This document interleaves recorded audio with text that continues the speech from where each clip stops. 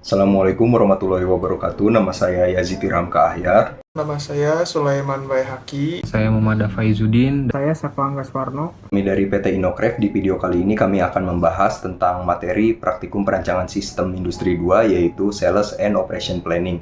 Tanpa berlama-lama kita langsung saja ke pembahasan.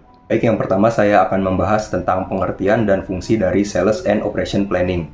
Sales and Operation Planning merupakan sebuah proses perencanaan terintegrasi yang menyelaraskan beberapa aspek dalam sebuah industri, yaitu permintaan, penawaran, serta perencanaan keuangan. Adapun fungsi dari Sales and Operation Planning sendiri yaitu untuk memastikan bahwa sebuah perusahaan memiliki sumber daya yang tepat untuk memenuhi permintaan pasar.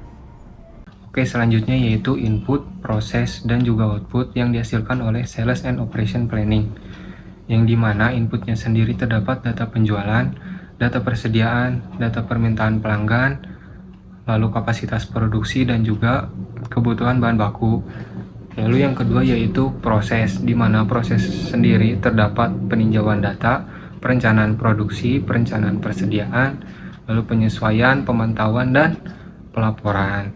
Lalu selanjutnya yaitu output, di mana output sendiri terdapat rencana penjualan, rencana produksi, rencana persediaan, rencana kapasitas, dan juga laporan kinerja. Di sini saya akan menjelaskan tentang penjualan, di mana inputnya sendiri yaitu data penjualan yang mencakup tentang informasi-informasi mengenai penjualan, tren penjualan, dan juga proyeksi penjualan di masa yang akan mendatang. Lalu masuk ke proses. Di proses ini terdapat peninjauan data, di mana tim akan melakukan peninjauan dan menganalisis data input yang telah diberikan. Lalu masuk ke output.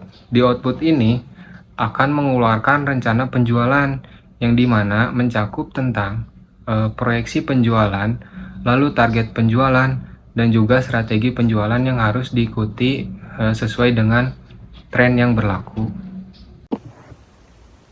Oke, selanjutnya masuk pada materi hubungan Sales and Operation Planning dan rencana produksi.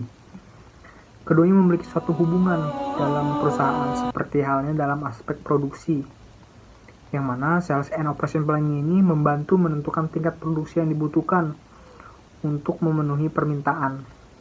Sedangkan rencana produksi ini merinci bagaimana produksi tersebut akan dilakukan secara operasional, yang mana meliputi alokasi sumber daya, jadwal produksi, dan pemesanan bahan baku.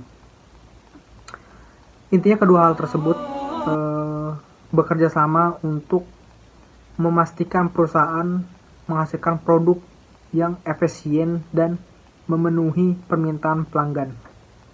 Terima kasih. Baik, untuk selanjutnya adalah faktor jika SOP tidak dilakukan oleh suatu perusahaan. Tanpa SOP yang baik, sangat sulit berharap kinerja berjalan efektif dan efisien.